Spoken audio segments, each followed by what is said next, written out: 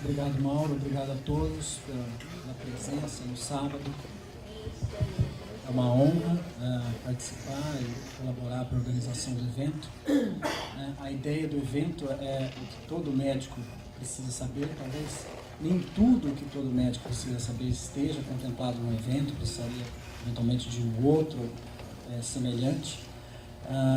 Mas como todos, na nossa compreensão, deveriam saber, nós vamos disponibilizar esse evento também pela internet, no site do CREMESP, para que possa ver com mais calma, rever algum ponto que ficou com mais dúvida. Eu vou falar sobre benzodiazepínicos. Eu tenho uma experiência com pacientes graves, dependentes de benzodiazepínicos, pacientes que tomavam 4 caixas de clonazepam por dia, ou de dorminide, ou até pacientes que faziam uso injetável de benzodiazepínicos. Ou seja, eu não sou a pessoa mais indicada para falar sobre isso, porque eu vejo o pico do iceberg, uma fração que são alguns casos que tiveram muitos problemas com benzodiazepínicos. Mas quem seria indicado para falar sobre isso é o clínico, que é o que mais prescreve e é quem está em contato com a maior parte dos usuários de benzodiazepínicos.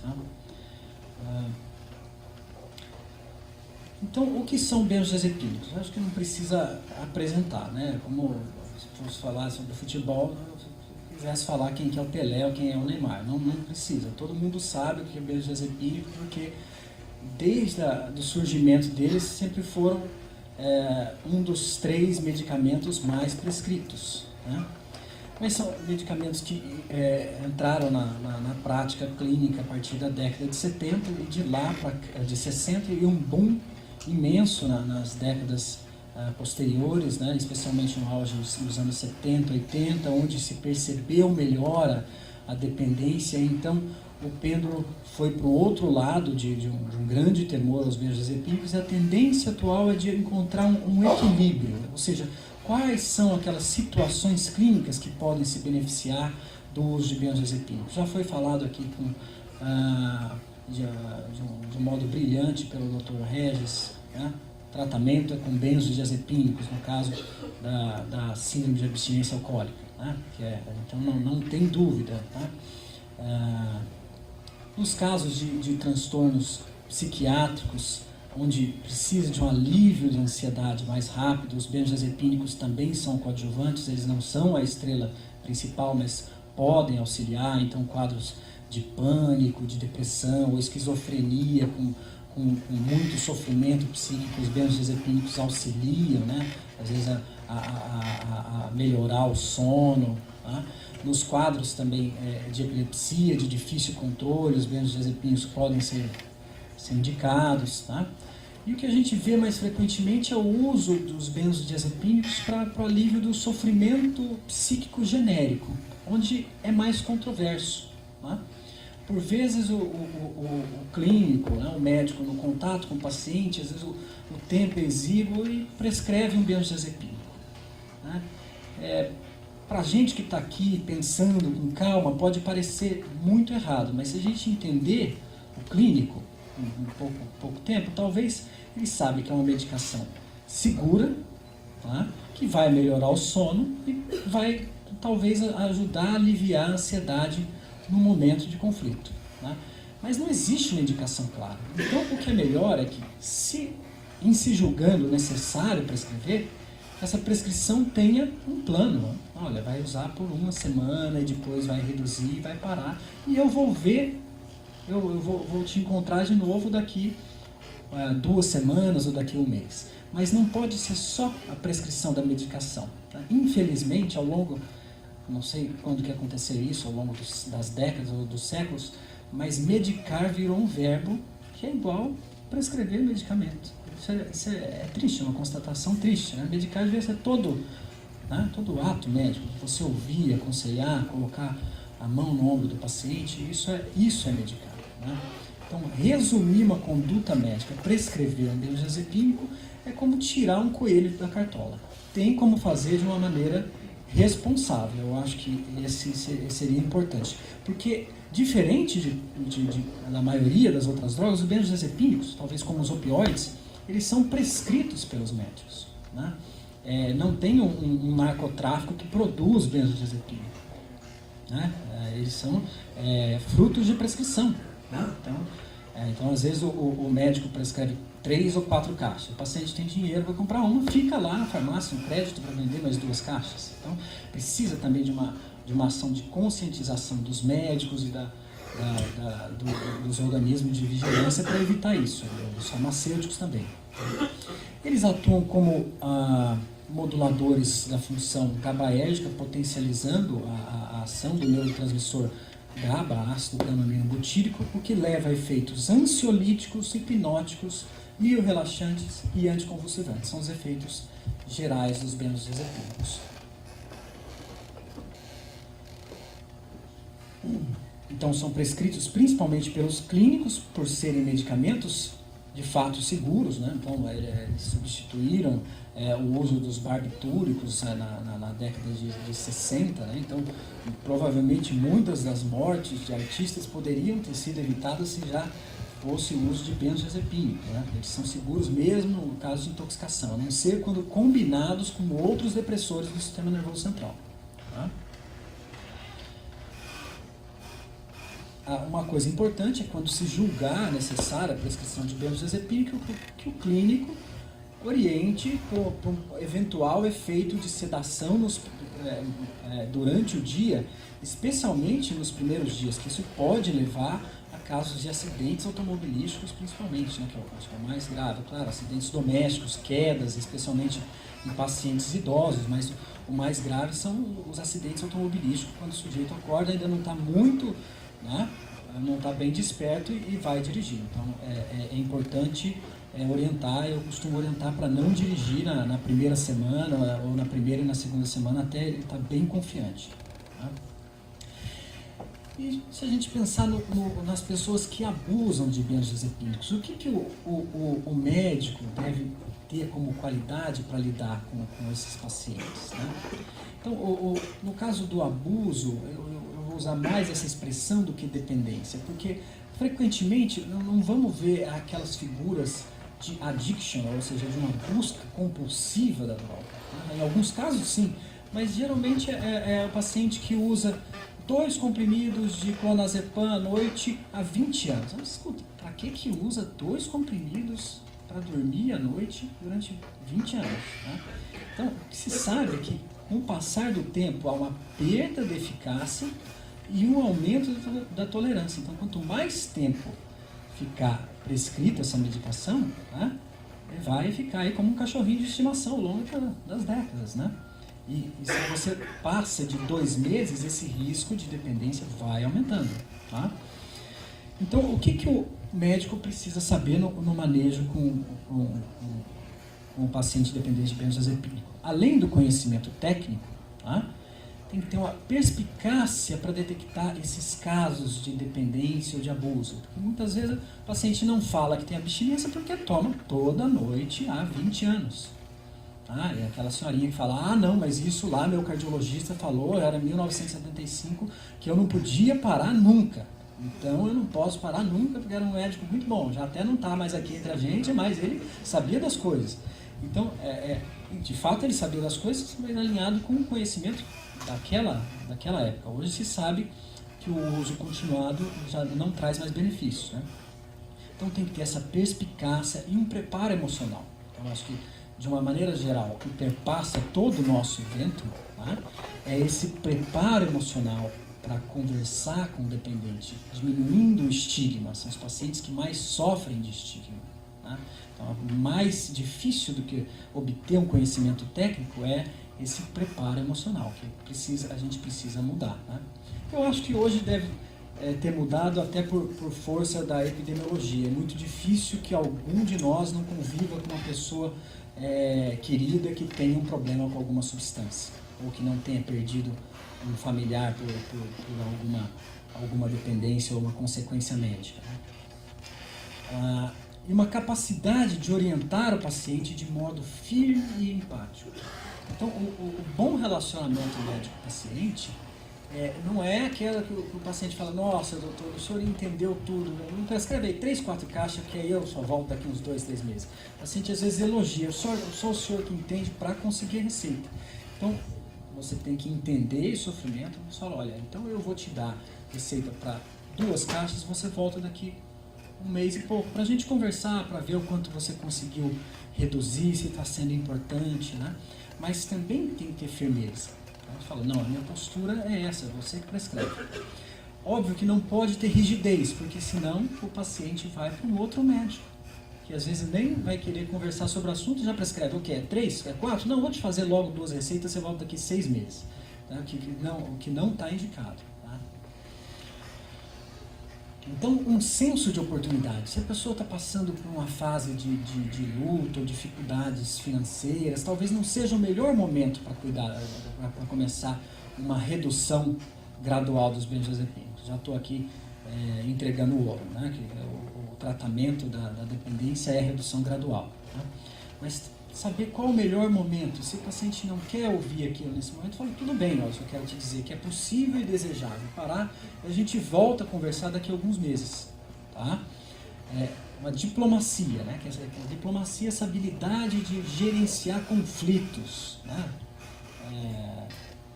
Tentando ganhar um pouquinho de espaço, né? Para aquela discussão.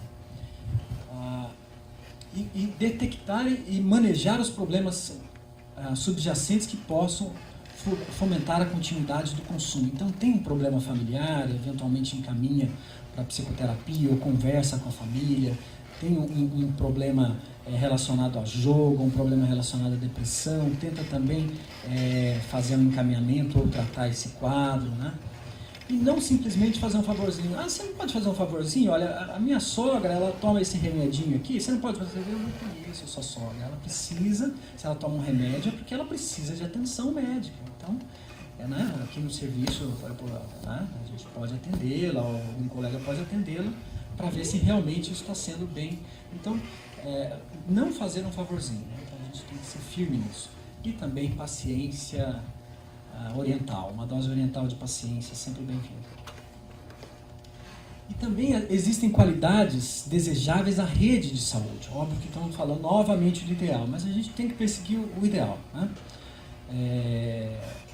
Então, a integração entre os diversos níveis, o ambulatorial, o clínico, que faz o PSF, o especialista, os serviços de pronto-socorro, para saber os serviços especializados, quem são os pacientes que fazem abuso do serviço, que frequentam vários serviços para conseguir receitas, né? Então, a manutenção de um registro de pacientes que fazem mau uso do serviço de emergência para conseguir receitas, tá? Evitar repetir receitas, tá?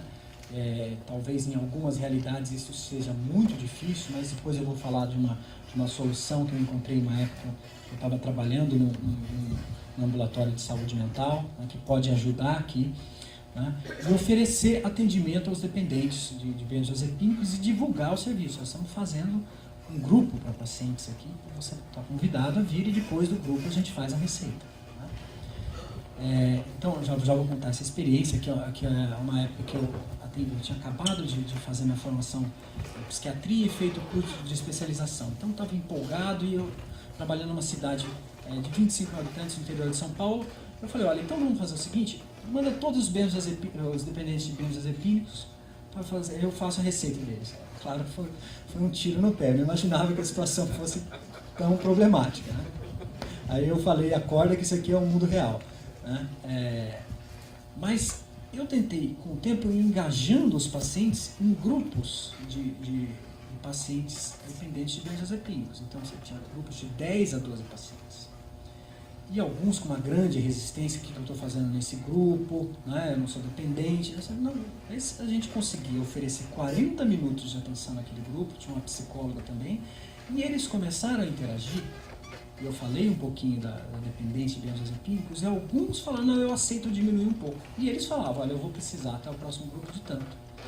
Então eles faziam uma diminuição, que eles se voluntariavam a diminuir um pouquinho, né? E a receita era feita até o outro grupo.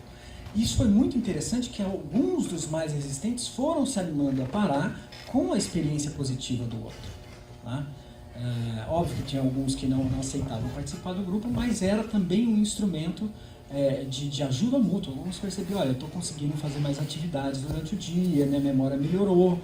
Então pode ser uma alternativa interessante para lidar com a superlotação dos serviços.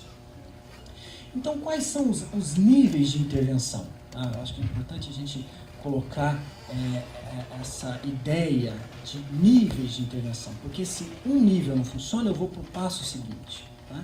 E do mesmo jeito, se o nível superior já funcionou, né, e o paciente está melhor, ele volta para um passo mais simples. Então é importante também que o paciente do serviço especializado depois vá para o serviço de atenção primária. Tá? Então precisa ter essa escadinha ascendente e descendente. O nível de intervenção simples é simplesmente dizer, é possível e desejável parar com os benzodiazepínicos. Né? Para abrir, é possível, não sabia, me falaram que eu tinha que tomar a vida inteira. Não, é possível, vai melhorar a sua memória. Com essa intervenção simples, por volta de 30% a 50% dos pacientes vão diminuir o consumo. A intervenção,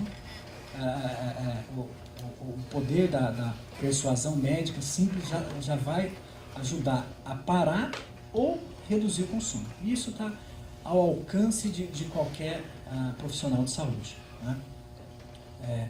Se isso não funciona, então você anota lá no prontuário para conversar mais detalhadamente. Aí colhe um histórico mais completo, procura entender qual a função daquela medicação, quando que surgiu o uso, perceba problemas associados, outras dependências, que outros remédios você usa.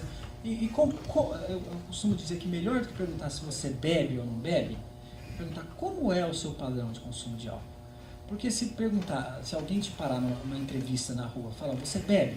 Você pode, ainda que beba um pouco, você fala, não bebo, porque você pode ter entendido que ele me perguntou se eu sou um bebedor ou se eu sou um alcoolista. Então, melhor do que isso me conte como é o seu padrão de consumo de álcool. Para o cigarro, a situação é um pouco mais dicotômica. Né?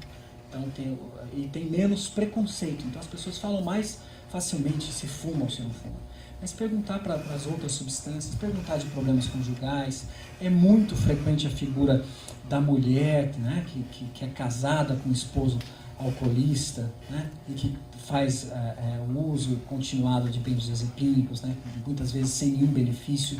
A gente também sabe hoje que o uso de benzodiazepínicos pode levar a um quadro de uma certa anestesia, um apagamento emocional, né, que por vezes lembra até sintomas depressivos leves, uma discreta apatia. Né? Então é interessante notar como que o benzodiazepínico, a mulher que faz esse uso de benzodiazepínico, pode estar fazendo uma dupla com o alcoolismo, no sentido de manter o problema ao longo do tempo. Então precisa ser abordado. Né? E ainda nessa linha do mais simples para o mais complexo, tentar fazer um manejo de casos pouco motivados, eventualmente com intervenção em grupo, com uma abordagem não muito confrontativa, uma abordagem mais acolhedora, mas permitir que o paciente fale daquele uso e observar as mudanças ao longo do tempo. Olha, tudo bem, você não quer falar, na próxima a gente fala, eu vou fazer a receita, não tem problema, né? Mas eu gostaria de te ver um pouco mais frequentemente.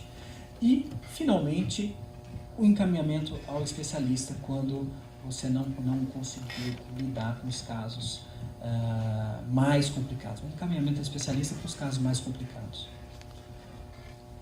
Então, os estágios do tratamento. O primeiro é a orientação e motivação do paciente, né? Orientar, dar dados, né, de riscos e benefícios e motivá-lo a parar. A retirada em si, né, que é o tratamento da síndrome de abstinência. E depois o acompanhamento e monitoramento ao longo do tempo, o que vai incluir estratégias de mudança de estilo de vida, tá? E vai incluir estratégias de lidar com os estressores. Tá? Então, fazer atividade física, melhorar a dieta, diminuir álcool, diminuir o café, para que o paciente consiga fazer essa manutenção a longo prazo sem benzodiazepínicos. Tá? Eu teria vários outros slides, mas eu acho que vale a pena a gente falar um pouquinho da vantagem da retirada gradual e depois discutir umas pequenas vinhetas clínicas para exemplificar o que acontece na prática do clínico no dia a dia. Então, a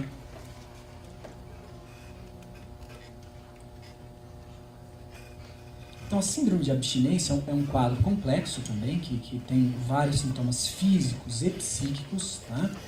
Principalmente psíquicos. Em quadros mais graves podem aparecer sintomas físicos, e nos casos gravíssimos, que usuários de várias caixas de benzodiazepínicos, convulsões, alucinações e delírio, que é o que vocês não vão ver na prática clínica no dia a dia. Isso acontece mais em pronto-socorro e no consultório de especialista.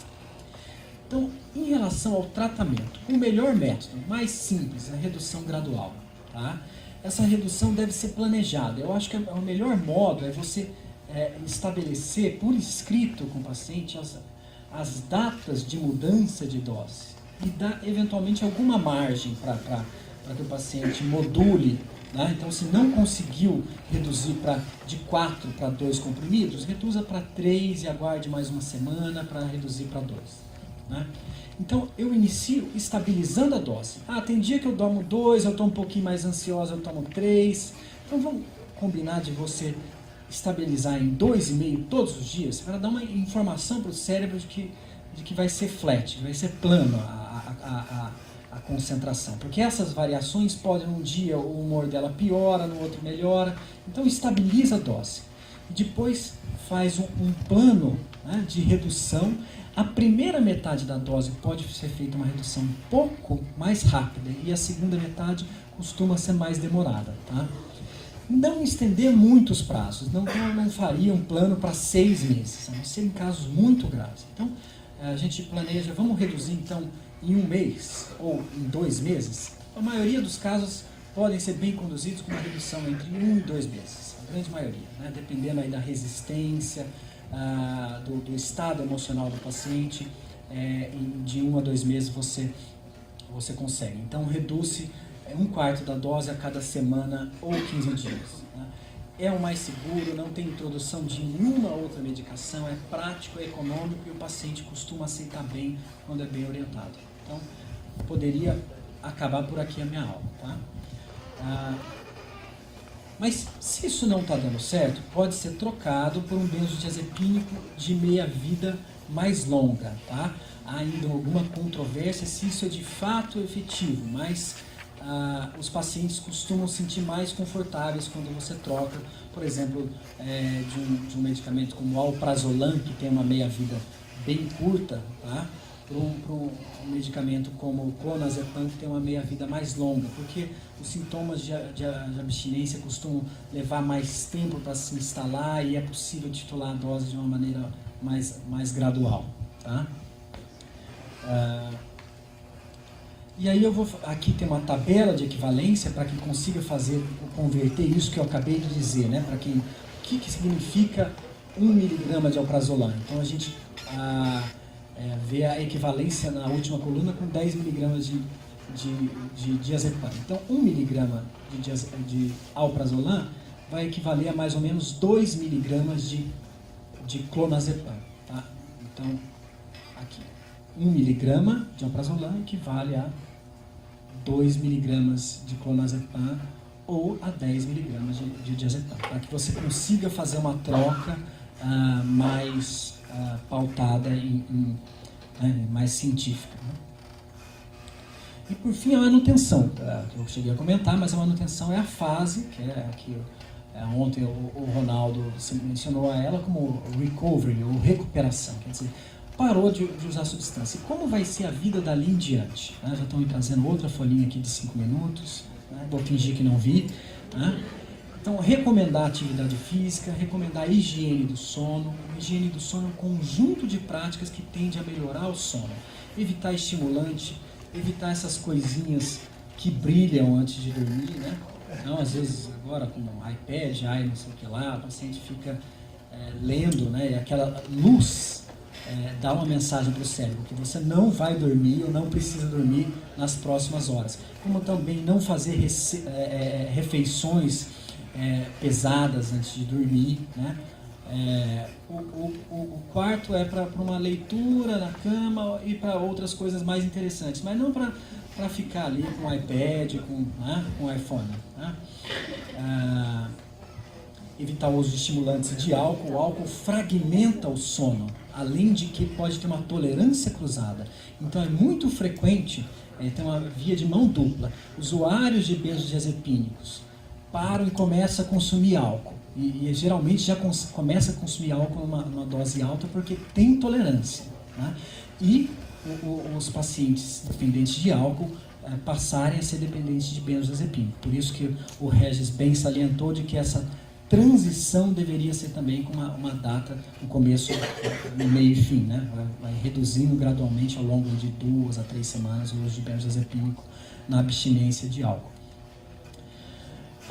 E orientar que procure o tratamento, deixar o serviço com a porta aberta para que ele procure o tratamento assim que for preciso e se houver uma recaída. Então, algumas vinhetas. Então, um jovem de 19 anos vem à consulta, pois precisa de remédios para dormir, pois tem andado muito estressado. Tá?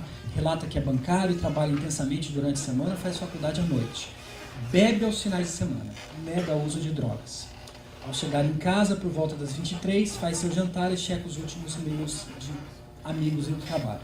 Dorme por volta das 2 horas e precisa acordar às 8, por isso não pode se dar ao luxo de ficar enrolando para dormir. Toma alprazolam 2 mg à noite há 3 anos. Ora, nós não vamos ter tempo para discutir, então vou falar a resposta, né? Ou como eu entenderia, não é uma única resposta. Então a gente tem que checar esse uso de álcool, né, que provavelmente está jogando o sono dele para ficar ruim durante a semana. Fazer uma melhor higiene do sono, né? Então tirar essa refeição pesada e o contato com o computador a hora que ele chega, né? Então ele faz isso no trabalho, ou então não faz, ou faz pela manhã, acorda mais cedo e faz pela manhã, tá? E inicia uma redução gradual desse benzodiazepínico. Não há situação que indique a continuidade desse benzodiazepínico. Provavelmente ele já deve ter sintomas de dependência e se na retirada vai fazer alguns sintomas de abstinência. Então faça uma redução gradual. Uma outra receita, uma senhora de 59 anos, dona de casa, vem à consulta para trocar receita. Não, vim hoje só para trocar receita, só para pegar aqui, né, o meu clonazepamzinho, são 3 por dia, né? Afirma que já usa esse remédio há 25 anos, é a senhora que eu falei para vocês. O cardiologista disse que ela nunca poderia parar de tomar esse remédio de jeito nenhum. De jeito nenhum a senhora para com esse remédio. Se tenta parar, tem a sensação de que vai morrer. Não dorme várias noites, é um desastre. E aí, como é que eu vou ficar se eu parar com esse remédio e se eu tiver um problema do coração? Então ela já chega com uma pressão, né, para que você prescreva logo o benzodiazepínico. Mostra em paciente porque, olha, 5 minutos que eu tenho, né, um compromisso no banco. Então ela tem outras condições, hipertensão e dislipidemia, que fazem com que o uso do benzodiazepínico, o clonazepam 6 mg, também possa interagir com essa substância. E o marido é alcoolista. Então, é um quadro típico, não tem uma resposta fácil, tá? Então o ideal seria aos poucos vincular essa paciente ao tratamento. Então a primeira coisa é vincular e falar, olha, é possível diminuir e parar ao longo do tempo. Não dá para a pessoa que está, um paciente, né? Se você simplesmente não fizer a receita, ela vai encontrar alguém que faça a receita. Então eu acho que não é o caso da gente distanciar o paciente, falar, então você quer sua receita, vai procurar outro médico. Não, é o caso de assumir a responsabilidade e de vincular o paciente no programa. Explicar, olha, a senhora provavelmente vai ficar melhor para lidar com o seu marido, para auxiliá-lo, tem medicamentos que a senhora usa que podem interagir, aumentar o risco de queda, que vai ser um problema com o passar do tempo, com o avançar da idade, né?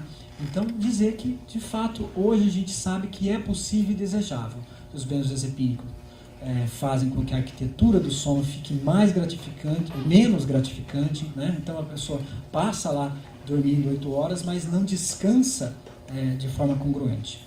O último caso, eu sei que eu já devo ter passado aí um minutinho, mas vamos lá. Então, um homem de 45 anos, comerciante, usuário de crack, maconha, tabaco e álcool, tudo mais, tudo ao mesmo tempo agora, né? Em um padrão de dependência das várias drogas, que esse é um caso grave, chega agitado ao pronto-socorro, onde você é lá o encarregado, você está lá na clínica, né, o plantonista. Exige que lhe prescrevam midazolam, né, para insônia, pois não conseguiu receita no posto de saúde. Alega que o médico está viajando, que estão sempre em congresso, né, e a gente é que sofre. Né? Então ele faz uso do midazolam 15 mg, 3 comprimidos por noite há 4 anos. Tá? É uma dose muito alta, né? Não existe indicação para isso, certamente tem uma dependência, né? E sem qualquer doença, exame físico normal. Não há psiquiatra no serviço, então não adianta querer encaminhar. Né? Você tá, é 1h45 e você está lá tomando café para ficar acordado, e ele querendo dormir. Né? Então, bom, é uma situação muito difícil, né? Não é fácil. Né? Tá na pele desse médico que está lá no pronto-socorro, não é fácil. Então, simplesmente prescrever ou simplesmente não prescrever não é isso que é o núcleo aqui, não é essa a questão. Mas se a gente fizer a questão errada, a gente vai errar a resposta. A questão não está perguntando, eu prescrevo ou não prescrevo. A gente tem que fazer algo mais nesse sentido de medicar no amplo sentido do termo. Tá? Então você tem que entender, olha, eu vejo que você tem problema com várias substâncias. Né? Então eu vou te prescrever aqui, né, a medicação para hoje, eu sei de um serviço que funciona ali, que pode te atender, né? E você volta para conversar comigo para saber se quando conseguiu, né, ou tenta tomar um midazolam e 2 comprimidos de clonazepam ou de diazepam, né, para melhorar a qualidade do seu sono. Vamos tentar trocar isso. Né? Então, o mais importante, sem saber o nome desses benzodiazepínicos, esses nomes difíceis, é você conseguir engajar esse sujeito, fazer com que ele saia da margem do sistema, de ficar perambulando a 1 ou 2 da manhã para buscar receita, né? Para incluí-lo no serviço de tratamento que ele precisa. Né? Provavelmente vai precisar de um serviço especializado, mas o que o clínico geral pode fazer é ser a porta de entrada, de acolher o caso, ouvir a história e encaminhar para o tratamento. E pedir uma contrarreferência, que o paciente volta, olha, eu realmente parei, porque isso também vai motivar o próprio clínico a se interessar mais afetivamente e intelectualmente pelos casos. Bom, o que eu tinha que falar era isso, e eu termino com a palavra que o Drummond costumava citar, né? A vocês, gratidão, essa palavra tudo. Obrigado.